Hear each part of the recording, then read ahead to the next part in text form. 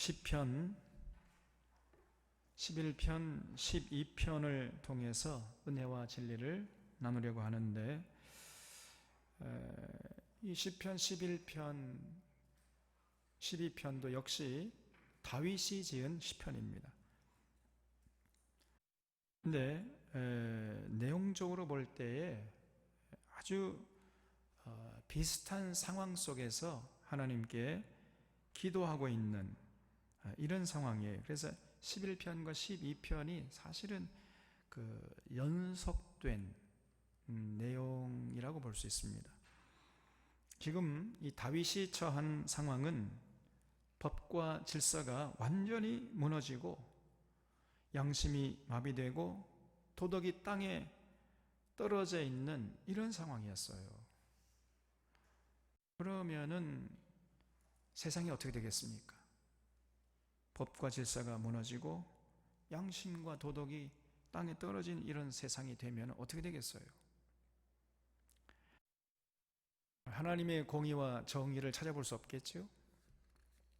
그래서 한마디로 다윗은 11편 3절에서 터가 무너졌다 이렇게 표현하고 있는 거예요. 터가 무너졌다. 여러분, 이 터가 무너진 세상이 되면요, 정말 그건 불행한 세상입니다.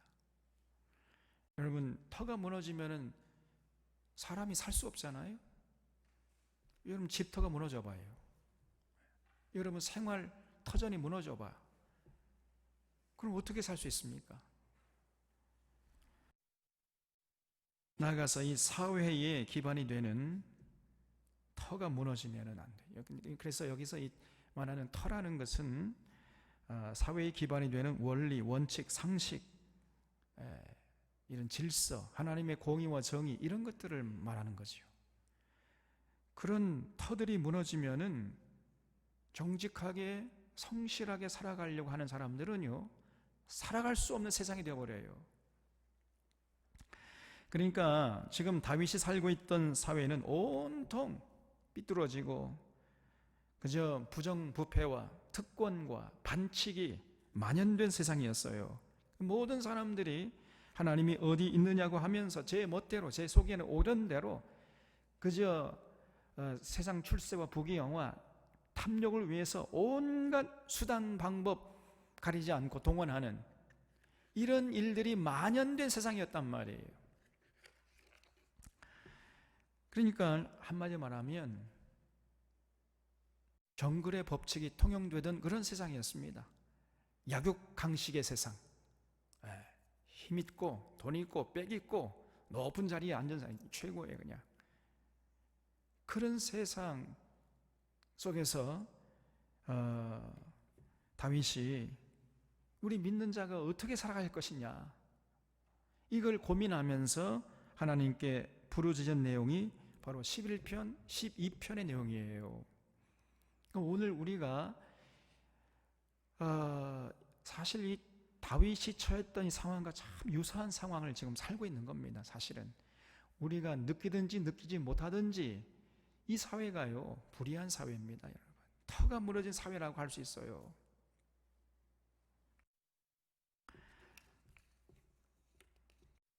예민하게 이걸 느끼는 사람이 있는가 하면은 전혀 느끼지 못하고 살아가는 사람도 있긴 있습니다만은. 그래서 12편 1절에 보면 여호와의 도우소서, 경건한 자가 끊어지며 충실한 자가 없어졌다 그랬어요. 이 터가 무너지면요, 경건한 자가 끊어지죠. 충실한 자가 존재할 수가 없는 거예요. 사회의 모든 구성원들이 제각기 자기 욕심대로 살아가니까요.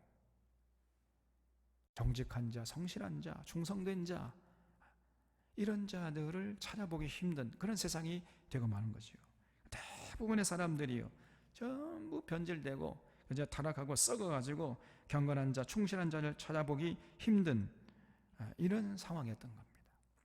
그래서 이웃에게 거짓을 말하고 두 마음을 가지고 한 입으로 두 말을 해요. 그리고 성실과 공의로운 사람은 찾아볼 수 없는 그런 세상에서 다윗이 고민한 거예요. 나도 그런 세류에 그냥 몸을 맡겨서 그렇게 세상 사람들처럼 그냥 고민하지 않고 그저 양심 외면하고 진리 외면하고 그냥 세상 사람들처럼 그렇게 그냥 편히 자기 욕심을 위해서 자기 목표를 위해 수단 방법 가리지 않고 이렇게 살아갈까? 이를 고민했던 사람이 다윗이. 세상 흐름에 내 몸을 맡겨버릴까? 이렇게 고민하다가도 절대 그럴 수가 없다. 이렇게 결단을 하고 하나님 앞에 부르짖고 있는 것입니다. 터가 무너진 세상에서 세상 모든 사람들이 제 욕심대로 산다 할지라도, 그래서 부귀영화 누리고 떵떵거리고 살지라도 나는 끝까지 하나님의 말씀을 따르고 진리를 따르고 비록 고난과 핍박이 기다리고 있다 할지라도 나는 절대로 그런 세상의 흐름에 내 몸을 맡기지 않는 삶을 살겠노라. 이렇게 결단하면서 하나님께 기도하는 내용이 바로 시편 11편 12편의 내용이에요. 여기 11편 1절을 보겠습니다. 내가 여호와께 피했거늘 너희가 내 영혼에게 새같이 내 산으로 도망하라 하면 어찌함인가 그랬죠? 내가 여호와께 피했다. 이게 무슨 말이겠어요? 지금 다윗이 삶의 현장에서 불의를 목격한 거예요. 불의를. 힘 있는 자가 막 힘없는 자를 막 함부로 핍박하고 강탈하고 약탈하고 수탈하고 그런 현장을 봤어요. 그런데 그런 현장을 대부분 사람들은요, 이제는 다 외면합니다. 그냥 슬쩍 지나가 버려요. 그런데 그 불의한 현장을 목격했을 때 다윗은 그 불의한 현장을 떠나지 않고 굳세어라 금수나식으로 그냥 그 현장에 남아서 하나님의 뜻을 행하는 자로 살겠다는 것입니다.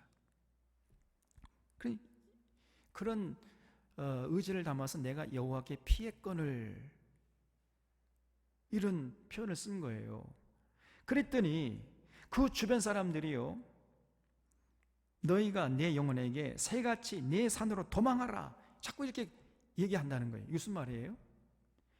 너 혼자 뭐 네가 뭐 잘난 척하고 뭐 너는 뭐 불의 행하지 않고 너는 혼자 거룩한 척하고 살아가는 모양인데 너 그러다가 네 목숨 보존하지 못해 이거사. 네 목숨도 보존하지 못할 뿐 아니라 네 아내, 네 자식 새끼들 다 죽어 이거사. 그러니까 빨리 산으로 도망해. 쉽게 말하면 그 불의를 외면하고 살라는 거예요. 외면하고 하나님의 공의와 정의를 받들어 나는 살겠노라 이렇게 얘기하니까 이놈이 아직 정신을 못 차렸구만 이거. 너 그러다가는 너 죽어 이놈아. 너 혼자만 죽는 것이 아니라 네 가정 다 파탄나. 그러니까 빨리 항복하고 세상 시루에 네 몸을 맡기면 네가 뭔가 잘난 게 있어 네가. 그렇게 자꾸 주변에서 얘기한다는 거예요.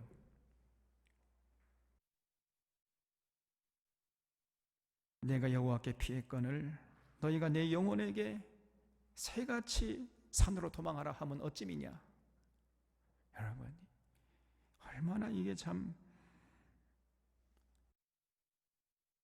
목숨을 걸어야 된다는 게, 목숨을 걸지 않으면은 이런 시를 쓸 수가 없어요.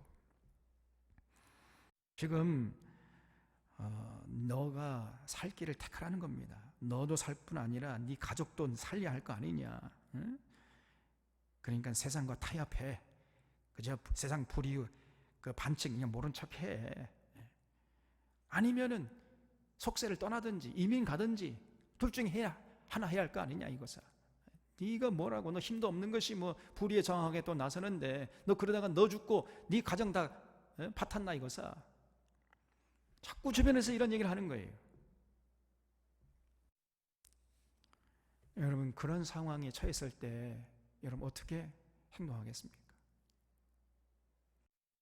이전에 악인이 화를 당기고 화살을 시위에 먹이며 마음이 바른 자를 어두운 데서 쏘려 하는도다. 터가 무너지면 의인이 무엇을 하랴 그랬죠? 여러분 지금이 다윗의 상황이 어떤 상황이냐면요, 악인이 득세하고 있어요. 악인이 악한 짓을 하는데 아무런 해를 당하지 않고 어떤 법적 제재를 받지 않고 세상 떵떵거리고 살고 있는 것입니다. 그러니까 이런 자들이, 악인이 활을 당겨요. 함부로 화살을 시위에 먹여가지고 누구를 쏘느냐? 마음이 바른 자를 어두운 데서 쏜단 말이에요. 무슨 말이지요? 아무도 모르는 그런 상황 속에서 정직하게 살아가려고 하고 하나님의 공의와 정의를 따라 살려고 하는 이런 자들을 해코지 한단 말이에요. 이 악한 놈들이 자기의 뜻을 받들지 않고 악한 짓에 가담하지 않고 그저 의롭게 살려고 하는 이런 사람들을 가만히 눈여겨봤다가 밤이 되면 으슥한 골목에서 기다리고 있다가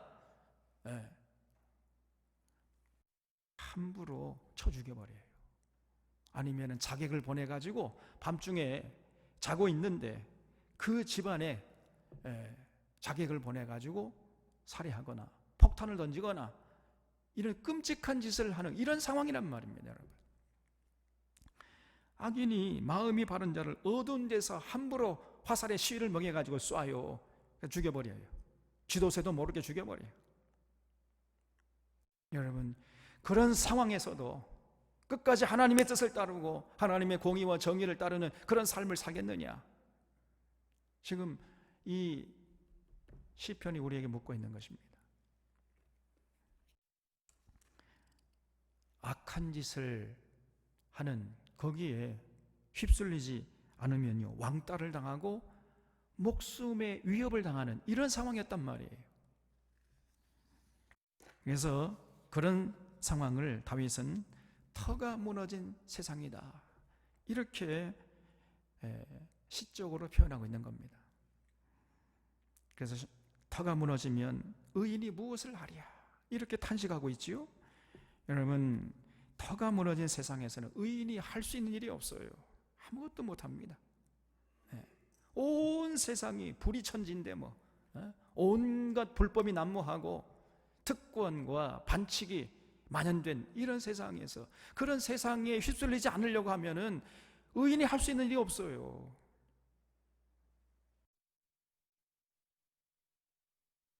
하나님의 정의와 공의가 무너지고 법과 질서가 무너지고 온갖 특권과 반칙이 만연되어 있는 그런 세상에서 나 혼자 정직하게 올바르게 성실하게 살아간다는 것은 참으로 어려운 것입니다.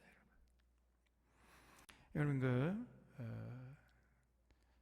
영화 중에 우리가 이제 이 코로나 바이러스가 아니었으면은 수요일 날 주일 오후 예배도 아주 우리가 꼭 봐야 할 영화들이 있었는데, 그런 영화를 좀 보려고 그랬는데 그런 계획들이 다 지금 무산이 돼버렸어요. 다 연기가 됐는데, 우리가 봐야 할 영화 중에 하나가 살바도르라는 영화가 있습니다. 살바도르. 그 영화는 반드시 보셔야 돼요. 살바도르. 엘살바도르라는 나라가 있어요. 그 나라에서 실제로 일어났던 사건입니다. 1980년대에 우리나라랑 똑같은 그런 시기에 이 엘살바도르에서 이 독재 정권이 일어나가지고 국민들을 탄압했어요. 우리나라도 그렇지 않습니까? 1980년도 이 전두환이라는 신군부가 일어나가지고 광주의 이 시민들을 무차별하게 총칼로 억압하지 않았습니까? 그래서 이 살바도르라는 영화를 보셔야 돼요. 그 영화를 보면 얼마나 이 독재 정권이 끔찍한 짓을 했는가. 그리고 그런 상황 속에서 또 다른 시각에서 만들어진 영화가 있는데, 로메로라는 영화가 있어요. 로메로. 그 영화도 반드시 보셔야 됩니다. 네, 엘살바도르의 이제 군사 정권이 일어나가지고 독재를 한 거예요. 이 군사 독재 정권이 자기에게 협조하지 않는 이런 정치적인 라이벌들 함부로 납치에다가 다 죽여버렸습니다. 쥐도 새도 모르게 어두운 데서 밤이 되기만 하면요, 자객을 보내가지고 납치해서 그냥 쥐도 새도 모르게 죽여버리는 거예요. 그래서 협조하지 않거나 이들의 비리를 폭로하거나 그러면은요, 죽임을 당하는 그런 세상이었습니다. 근데 언론도 비판적인 기사를 내면은 쥐도 새도 모르게 납치해가지고 끔찍하게 죽여버려요. 그러니까 감히 뭐 비판을 할 수가 없어요. 그냥 벌벌 떨고.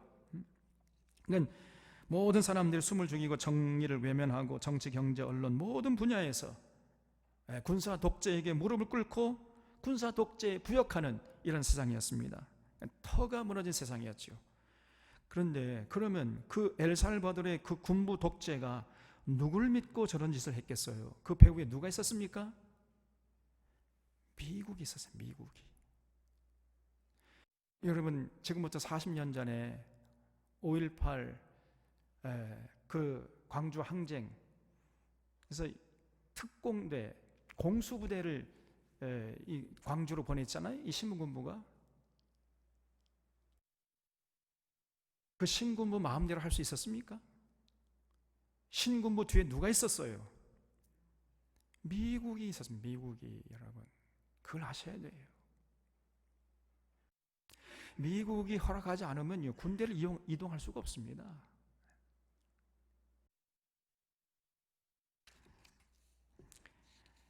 그래서 그런 터가 무너진 세상에서는 의인이 할 수 있는 것이 아무것도 없었어요. 모두가 아파하면서도 숨을 죽이고 살고 있었습니다. 그런 상황에서 이제 이 로메로 신부, 이 캐톨릭 신부님이었는데, 이 난민은요 전부 이 캐톨릭이 많습니다.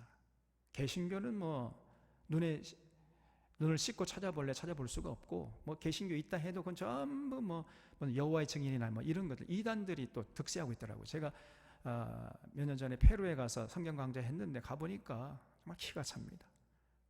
성경을 제대로 알고 있는 이런 목회자들이 거의 없어요.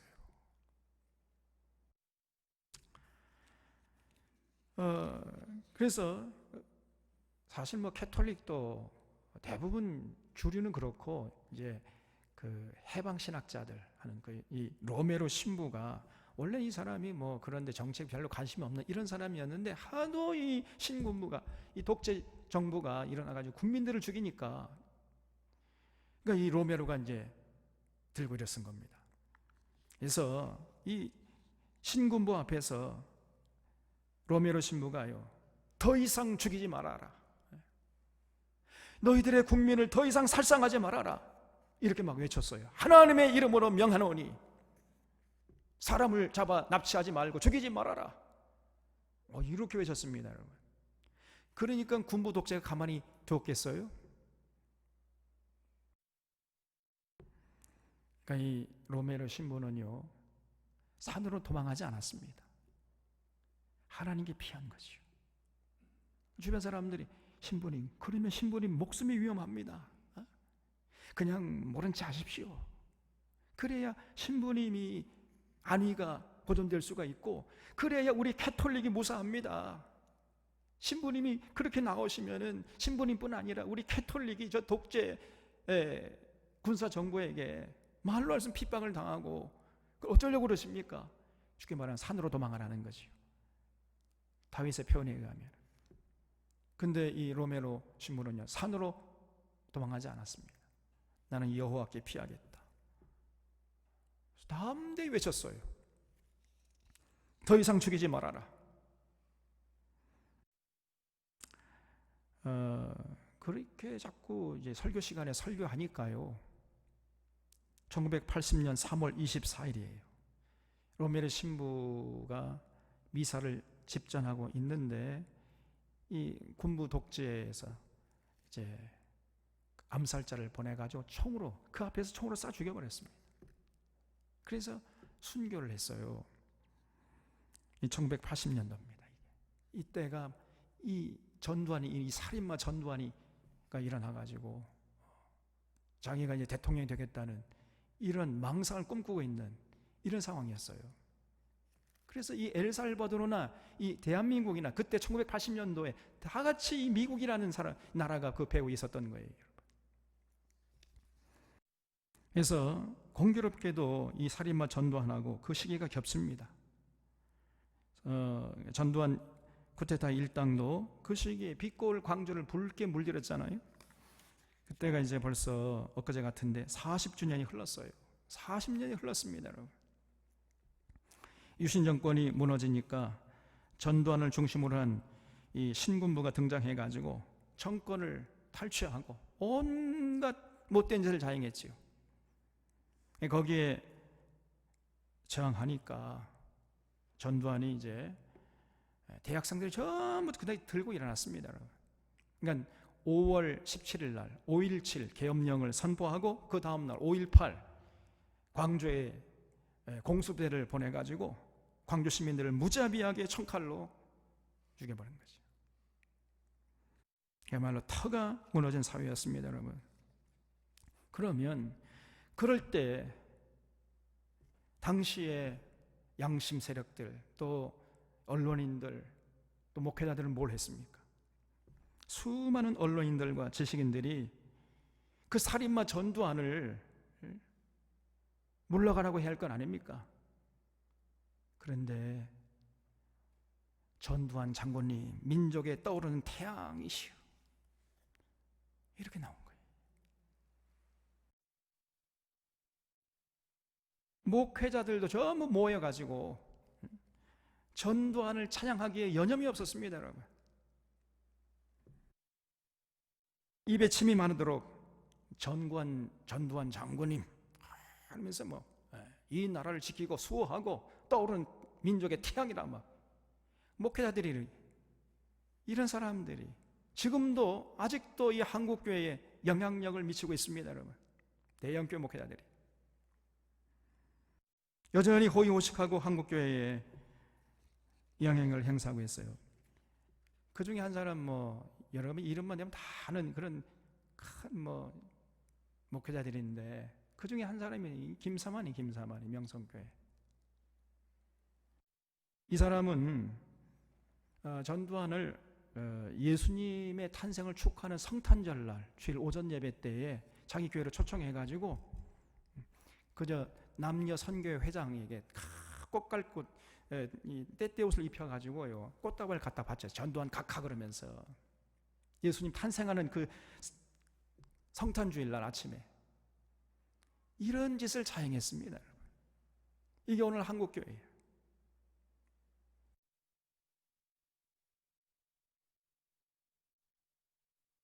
하나님이 이런 자들 가만두겠습니까?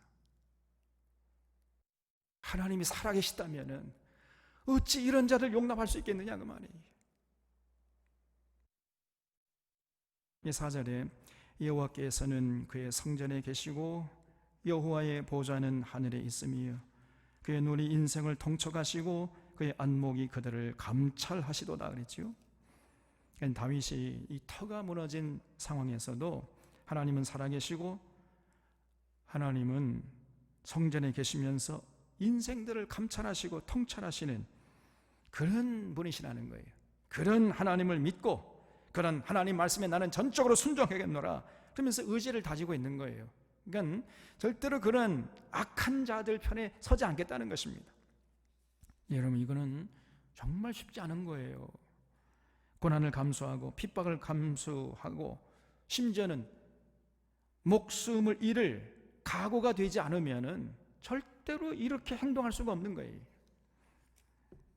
여러분 사실은 근데 이런 모습이 진정으로 참된 믿음의 소유자들의 모습 아니겠습니까? 그래서 평소에는 잘 몰라요. 누가 진정한 믿음의 소유인지 잘 모릅니다. 그러나 그런 터가 무너진 세상이 되면은 그때 비로소 참 믿음의 소유자인지 아닌지가 거기에 드러나는 겁니다. 결판 나는 거기에. 거기서 그런 속일 수가 없습니다. 터가 무너져서 의인이 할 일이 없을 때 그때 할 일이 뭐냐? 목숨 걸고 그 불의에 저항하는 것입니다. 그것이 의인이 해야 할 일이에요. 절대로 산으로 피하라고 주변에서 권면해도 산으로 피하지 않고 나는 하나님께 피하겠다. 그리고 하나님의 그 뜻을 그 불의가 횡행하는 삶의 현장에서 지켜내려고 하는 이런 모습을 잃지 않는 거예요. 이게 진정으로 참된 믿음의 소유자의 모습입니다, 여러분. 그래서 그러려면 목숨을 걸어야 돼. 여러분 그런 자기 목숨을 걸으려면은 웬만한 사람 할 수 있겠습니까? 불의에 저항하는 게 쉽지 않은 거예요. 그러면은 목숨 걸고 그 불의에 저항하는 길이 뭐냐? 그 원동력을 어디서 얻을 수 있어요? 하나님이 성전에 계시고 하나님의 보좌가 하늘에 있고 그 하나님의 눈이 인생을 통촉하고 계시고 그 안목이 감찰하고 계시다는 것을 굳게 믿을 때, 그러한 믿음이 있어야만 절대로 그 불의에 순응하지 않을 뿐 아니라 저항하는 삶을 살 수 있게 되는 것입니다. 다윗이 그랬어요. 다윗이.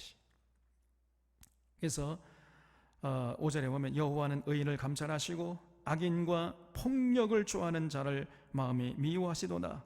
악인에게 그물을 던지시리니 불과 유황과 태우는 바람이 그들의 산에 소득이 되리로다 그랬죠. 당장에는요, 악한 사람들이 뭐 득세하고 떵떵거리고 잘 먹고 잘 살지만은 결국은 하나님께서 살아계시기 때문에 반드시 하나님께서 그들을 미워하시고 그들을 심판하신다는 거예요. 그물을 던져가지고 불과 유황과 태우는 바람이 그들의 잔에 소득이 될 것이다. 야, 이거 시적으로 얼마나 이 절묘한 표현입니까, 여러분? 쉽게 말하면 비록 눈앞에 뭐 달콤한 거 따라가다가 인생 마감하면은 저들 앞에 기다리고 있는 것이 뭐냐? 지옥의 유황 뿔이 이제 기다리고 있다는 겁니다. 다윗은요, 이런 믿음이 있었기 때문에 절대로 당장 눈앞에 달콤하게 유혹하는 거기 넘어가지 않을 뿐 아니라 목숨을 위협하는 그 위협에도 굴복하지 않았습니다. 절대 휘둘리지 않았어요. 7절 보면 여호와는 의로우사 의로운 일을 좋아하시나니 정직한 자는 그의 얼굴을 배우리로다 그랬죠. 여러분, 끝내 승리하는 자가 누굽니까?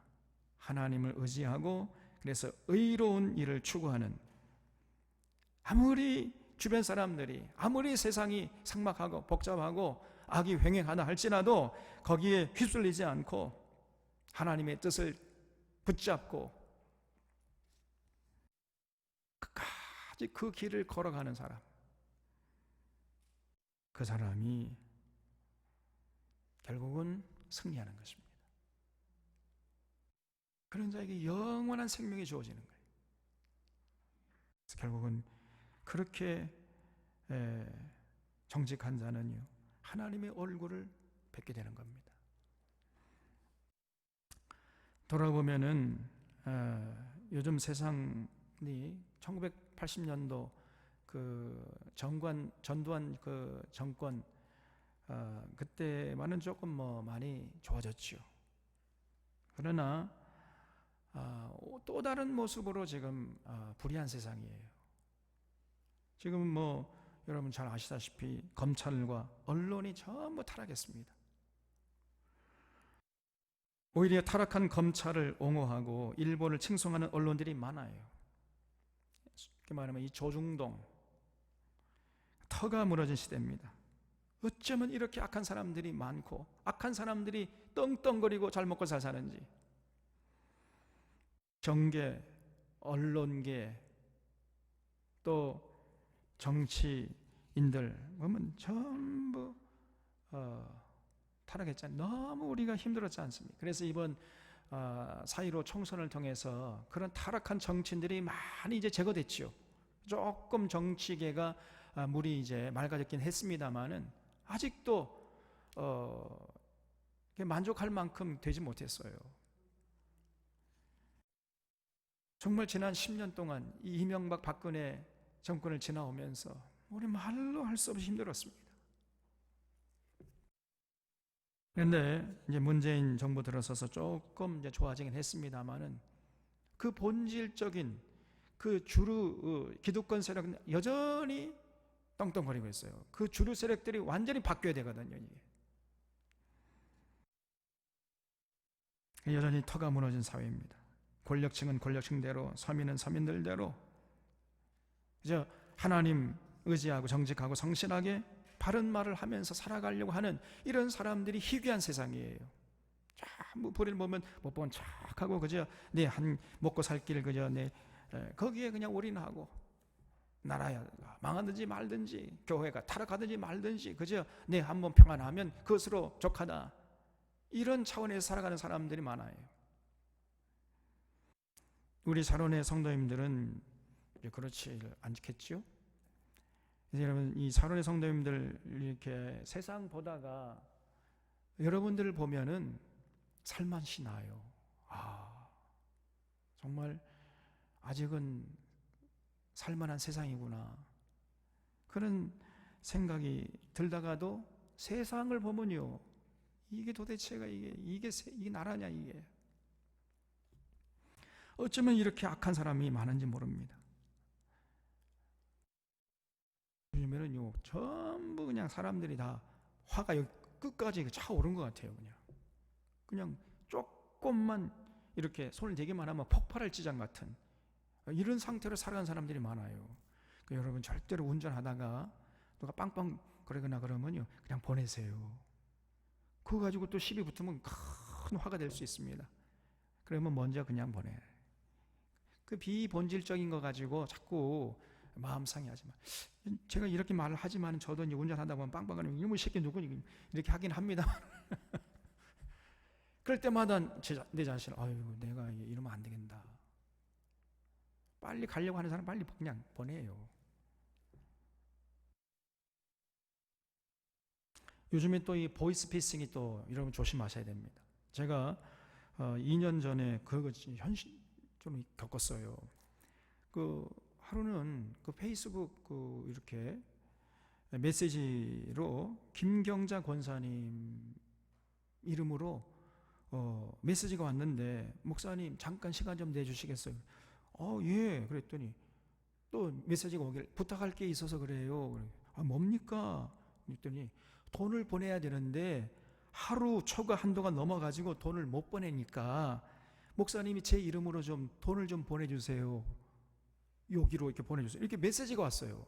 나 그래 진짜인 줄 알고. 근데 한편으로는 아니 저 권사님이 목사님에게 돈을 빌려달라고 하네, 또 이상하게 생각을 했지만은 너무너무 이렇게 생생하니까요. 근데 내가 돈을 보내려다가 이거 한번 확인해 봐야 되겠다 해가지고 그 전화번호로 전화를 해봤어요. 그랬더니 전화를 안 받아요. 그래서 김경자 권사님 전화번호로 해서 확인해가지고 권사님에게 전화를 했더니 권사님이 팔짝 뛰어요. 아니 내가 무슨 목사님에게 돈을 보내달라고 부탁을 하겠어요. 목사님 생각 좀 해보세요, 목사님. 혼냈다니까 내가. 그래가지고 제가요 너무 화가 나가지고 그 메시지 다시 너 누구야? 그랬더니 그때서야 피피피 그러면서 나가버려요. 푸푸푸 그러면서 나가버려요. 와, 알고 보니까 보이스피싱이 사기꾼이었습니다. 하마터면 속아 넘어갈 뻔했죠. 주변에 돌아보면 다 사기꾼 같아요, 그냥 이들이. 여러분은 천사 같은데 세상이 얼마나 사악한지 알 수가 없습니다. 정말 조심해야 돼요. 그러니까 이런 터가 무너진 세상에 산다 할지라도 하나님께서 살아계시니까 나는 절대로 산으로 피하지 않고 나는 여호와께 피하겠다. 여러분, 이것이 다윗의 믿음이었고 이런 믿음을 우리는 절대로 잃지 말아야 하겠습니다. 아무리 주변 사람들이 새같이 산으로 도망하라 권면해도 절대로 그렇게 하지 말고 그 불의가 횡행하는 그 세상 한복판에 남아서 거기서 하나님의 뜻을 따르는, 하나님의 정의와 공의를 강물처럼 흐르게 하는 이런 모습으로 살아가려고 하는 그런 자세를 절대로 잃지 말아야 돼요. 그것이 참 믿음의 소유자의 모습입니다. 우리 사랑하는 사랑의 교우들이 오늘 이 다윗처럼 그런 참 믿음의 소유자들이 되어주시기를 주님의 이름으로 부탁드립니다. 12편 1절에 여호와여 도우소서, 경건한 자가 끊어지며 충실한 자들이 인생 중에 없어지나이다. 그들이 이웃에게 각기 거짓을 말하며 아첨하는 입술과 두 마음으로 말하는도다 그랬어요. 여러분, 터가 무너지면 어떻게 됩니까? 경건한 자가 끊어져요. 충실한 자들이 없어집니다. 터가 무너지니까. 그래서 터가 무너진 세상을 만들면 안 돼요. 절대로. 이 터가 무너진 세상이 되면은 온갖 사람들이 함부로 이웃에게 거짓을 말해요. 거짓을. 아첨하는 입술과 두 마음으로 말을 합니다. 여러분, 두 마음으로 말한다는 것은 여기 가서 이 말하고 저기 가서 저 말하는 거예요. 여기서 해 웃지만은 속으로는 막 증오하는 거예요. 여러분, 이게 뱀의 모습입니다.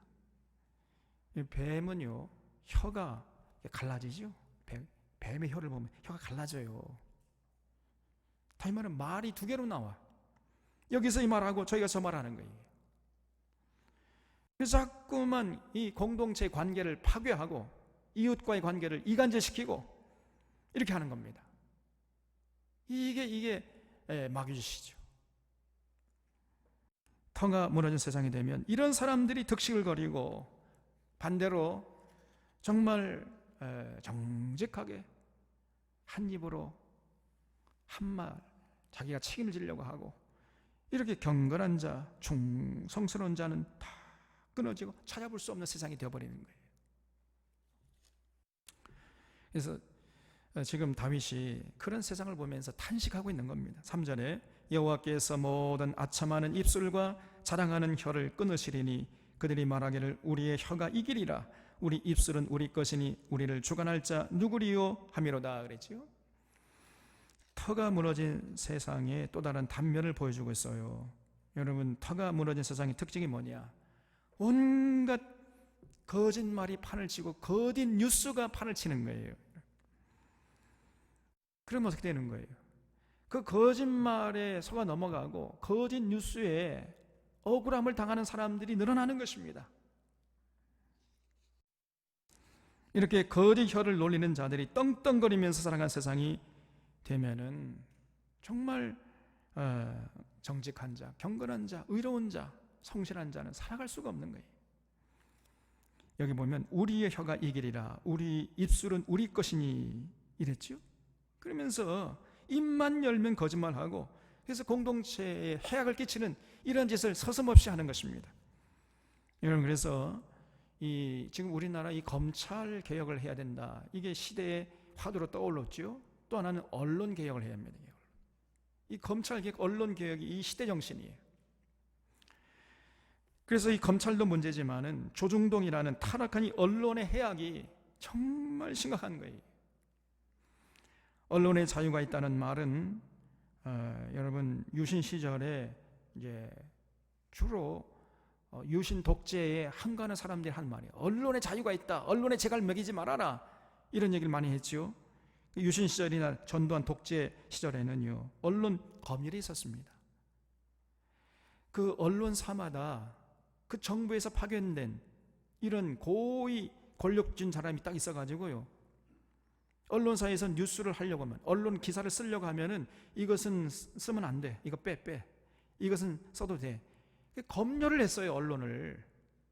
그때 하던 말이 언론의 자유가 있다. 이렇게 얘기를 했던 겁니다. 그런데 지금은 어떻습니까? 그러니까 언론의 자유가 있다는 말은 올바른 뉴스를 전할 자유가 있다는 뜻으로 사용했던 말인데 오늘 이 시대에는요 언론이 거짓 뉴스를 말해도 아무런 책임을 지지 않을 수 있는 자유가 있다 이런 뜻으로 사용되고 있는 거예요. 그래서 온갖 언론들이 거짓 뉴스를 양상하고 있습니다. 그래도 아무런 책임을 안 져요. 얼마 전에는 이 채널 A라는 그 언론사 기자가요 지금 재판을 받고 있는 어느 이제 그 죄인을 찾아가가지고 내가 검찰총장 누구를 아는데 당신이 유시민이라는 사람의 어떤 그 범법 행위 뭐 이런 비리들 이런 것들을 좀 알려주면은 그러면 재판에게 유리하게 해주겠다 이렇게 제안을 했죠. 이 범죄 집단이나 하는 짓을 언론에서 하고 있어요 여러분.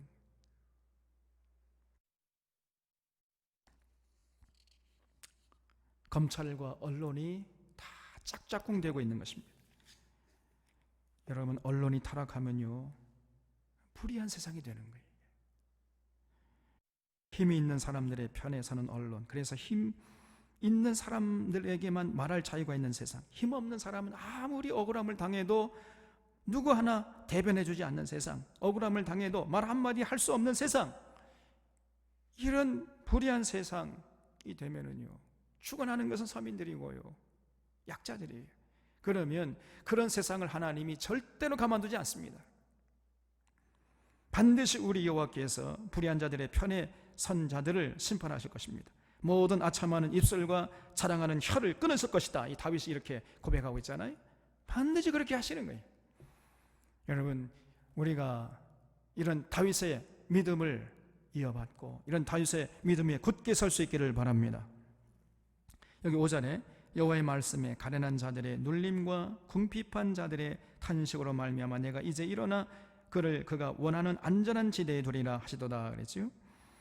터가 무너진 사회, 양심이 마비되고 도덕이 떨어지고 특권과 반칙이 만연해서 법 질서가 무너질 때 믿는 자들이 취할 자세가 무엇입니까? 여러분, 가난한 자들의 눌림과 궁핍한 자들의 탄식에 동참하는 거예요. 그 가련한 자들의 눌림과 궁핍한 자들의 탄식을 외면하지 말고 오히려 그들의 편에 서서 그들을 대변해주고 그들을 지키고 보호하는 그런 일을 우리 믿는 자들, 이 교회가 해야 하는 것이죠. 교회가 그들의 편에 서서 하나님께 탄원 기도를 올리는 그런 일을 하고 그런 불의에 저항하는 이런 모습을 교회가 잃지 말아야 하는 것입니다. 그것이 교회예요. 그래서 조금 전에 말씀드린 로메로 대주교는 그런 상황에서 늘 자기에게 물었어요. 하나님, 제가 누굽니까? 제가 지금 누구의 목자 노릇을 하고 있는 것입니까? 늘 이렇게 물었어요. 스스로 자기에게. 나는 억압받는 민중들의 고통에 속한 사람입니까? 아니면 압제자의 편에 속한 사람입니까?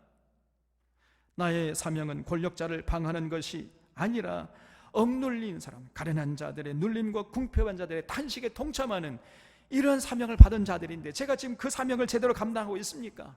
항상 이걸 물었어요.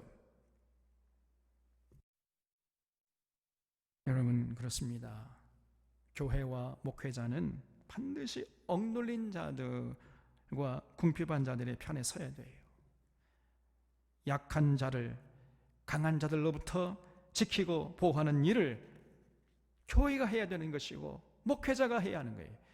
그렇지 않은 교회, 그렇지 않은 목회자는 이거는 타락한 교회, 타락한 목회자예요. 하나님 보내신 목회자가 아닙니다. 그래서 교회와 목회자는 그 시대에 가련한 자들 또 궁핍한 자들의 눌림과 탄식에 반응을 해야 하는 겁니다. 그러면 그 반응하는 일이 뭐예요? 구체적으로 하나님께 나가서 눈물로 탄원하는 거예요. 하나님, 어째서 보고만 계십니까? 저 악한 자들이 저렇게 창궐하는데 왜 하나님 보고만 계십니까? 그 악한 자들의 핍박에 의해서 눌린 자들의 그 억울함을 풀어주시옵소서. 여러분이 탄원해야 돼. 그럼 하나님이 반드시 응답하십니다. 그래서 내가 이제 일어나 그가 원하는 안전한 지대에 두리라. 그때 하나님이 응답하시는 거예요. 터가 무너져도 딱 한 군데 절대로 무너지지 않는 곳이 있어요. 그것이 어디입니까? 여호와의 말씀이라는 터입니다. 여호와의 말씀은 절대로 변치 않고 무너지지 않고 여호와의 말씀은 순결합니다. 그래서 우리 믿는 자들이 절대 변치 않은 하나님의 말씀을 의지해서 어지러운 세상에서 신음하고 있는 그런 가련한 자들, 궁핍한 자들, 그런 자들 지키고 보호하는 그런 일을 해야 되는 거예요. 6절에 여호와의 말씀은 순결함이요 흑동안 위에 7번 단련한 은같도다. 여호와여 그들을 지키사 이 세대로부터 영원까지 보존하시리이다 그랬어요. 여러분, 이 6절, 7절, 이 9절이 상당히 중요한데 이거를 오해하는 사람들이 있었습니다. 이 구절을 오해해가지고 말씀 보존학회라는 하는 이상한 사람들이 나온 거예요. 이 말씀 보존학회가 우리 통합적인 이단이라고 정죄했거든요. 이 말씀 보존학회 이성호라는 이단인데 자기가 제일 바르게 믿는 사람이고 나머지는 다 멍청한 사람들이다 그러면서 성경 침례교회라는 교단을 만들었습니다. 근데 이들의 주장이 뭐냐면은 여기 6절 보면은 여호와의 말씀은 순결하며 흑도가니에 7번 단련한 은 같도다. 여호와의 그들을 지키사 이 세대로부터 영원까지 보존하시리이다. 이렇게 말을 하고 있는데, 그들을 지키사 이 세대로부터 영원까지 보존한다는 말을 흑도가니에 7번 단련한 순결한 여호와의 말씀을 하나님이 영원히 보존할 것이다, 이렇게 이해를 한 거예요. 그러니까 여호와의 그들을 지키사 할 때 그들이 사람이 아니고 하나님의 말씀이라는 거예요. 하나님의 말씀을 하나님께서 영원히 보존하신다. 하나님의 능력과 하나님의 섭리로 하나님의 말씀은 영원히 하나님이 변개되지 않도록 보존하신다, 이런 말씀이라고 이해를 해버렸어요. 그래서 그렇게 하나님께서 영원히 변천 하나님 말씀을 보존한 성경책이 뭐냐? 그 성경책이 킹 제임스 버전이라는 거예요. 나머지 모든 번역본은 전부 사탄이 변개한 엉터리 성경이고, 진짜 성경은 킹 제임스 버전이다. 쉽게 말해 KJV, 킹 제임스 버전. 그것만 하나님이 영원히 변치 않도록 보존한 말씀이고, 나머지 성경책들, 지금 우리가 갖고 있는 뭐 이런 개정 개혁판이라든가 개정 한글판이라든가 뭐 NIV 영어 성경으로 NIV라든가 뭐 이런 것들은 전부 다 마귀가 변개한 타락한 성경이라는 거예요. 가짜 성경이라는 겁니다. 쉽게 말하면 킹 제임스 버전만 하나님이 영원히 보존한 성경이다. 근데 그런 주장을 할 수 있는 근거 구절이 뭐냐면 바로 오늘 시편 12편 6절 7절 말씀이에요. 근데 이게 여러분, 이 시편의 의미를 잘 살펴보면요, 말씀을 보존한다고 한 것이 아니에요. 이 사람들이 엉터리로 이해를 한 거예요. 터가 무너진 세상에서도 하나님 사랑하고 하나님의 뜻을 받들려고 하는 경건한 자들, 충실한 자들은 하나님께서 반드시 지키시고 보존한다는 이런 뜻이었습니다. 여러분, 지금 이 다윗의 절규가 뭐였습니까? 여기 12편 1절에 보면 여호와의 도우소서, 경건한 자가 끊어지며 충실한 자가 인생 중에 없어지나이다. 이것이 다윗이 지금 염려하는 거예요. 터가 무너지면요, 경건한 자가 끊어지고 충실한 자가 없어지는 것, 그건 당연한 것이죠. 다윗이 지금 그걸 염려하고 있어요. 이러다가는 경건한 자, 충실한 자가 씨가 다 말라버리겠다, 이거. 이렇게 탄식하면서 하나님께 눈물로 기도했더니 하나님께서 그 기도를 들으시고 5절에 여호와의 말씀에 가난한 자들의 놀림과 궁핍한 자들의 탄식으로 말미암아 내가 이제 일어나 그를 그 원하는 안전한 지대에 두리라, 이렇게 응답하신 거예요. 그래서 7절에서 그들이 누구냐 하면은 말씀이 아니고 경건한 자, 충실한 자, 가난하지만 궁핍하지만은 의롭게 살려고 하는 자, 다윗이 끊어져서 없어질까 염려하는 그런 경건하고 충실한 자를 말하는 것입니다. 이것이 온전한 해석이에요. 그런 자들은요, 우리 하나님이 지키신다는 거죠. 그래서 영원토록 하나님, 그런 자를 하나님 눈에서 잊어버리지 마시고 보존해 주시옵소서, 이렇게 지금 다윗이 기도하고 있는 내용이에요. 그런 내용을 이 말씀 보존학기 사람들은 하나님이 은으로 단련한 말씀을 영원히 보존한다, 이런 식으로 엉터리로 이해를 하고 해석을 해버렸어요. 이래가지고 나온 교단이 이게 말씀 보존학교라는. 얼마 전에 어떤 우리 교회에 왔던 거죠. 누굽니까? 권사가 거기에 빠져가지고 지금 이 구원파의 일종이죠. 아무리 얘기를 해도 못 들어요. 그 언니가 미국에서 와가지고 자꾸 언니가 꼬드기는 거예요.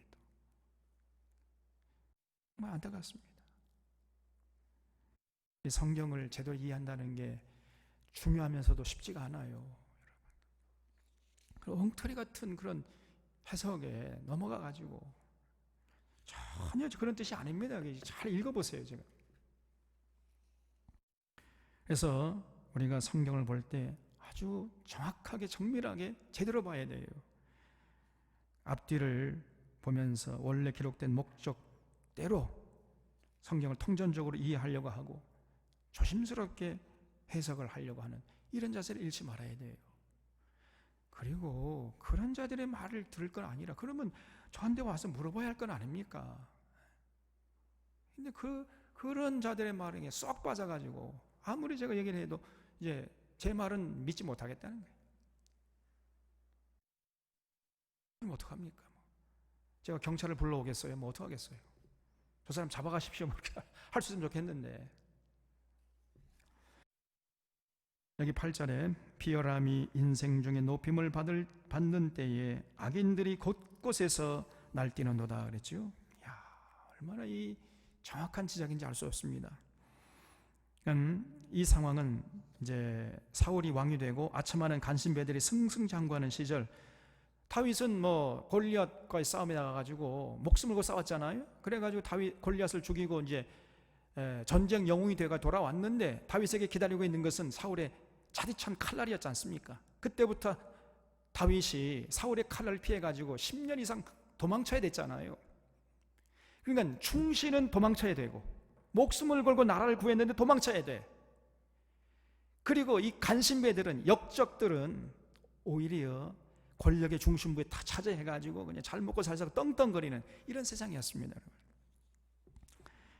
쉽게 말하면 터가 무너진 사회였지요. 이런 터가 무너진 사회는 반드시 어떻게 되는가? 여기 비열함이 높임을 받는 시대가 되어버려요. 수단방법 가리지 않고 출세하려고 하고 돈 벌려고 하는 자들이 판을 치는 겁니다. 비열한 세상에서는 반드시 악한 자들이 곳곳에서 날뛰게 되어 있어요. 정치인들, 경적의 사람들, 심지어 양심적이어야 할 지식인들과 언론인들, 목회자들이 전부 타락하는 겁니다. 왜냐하면 비열한 세상이니까, 비열함이 높임을 받는 세상이니까.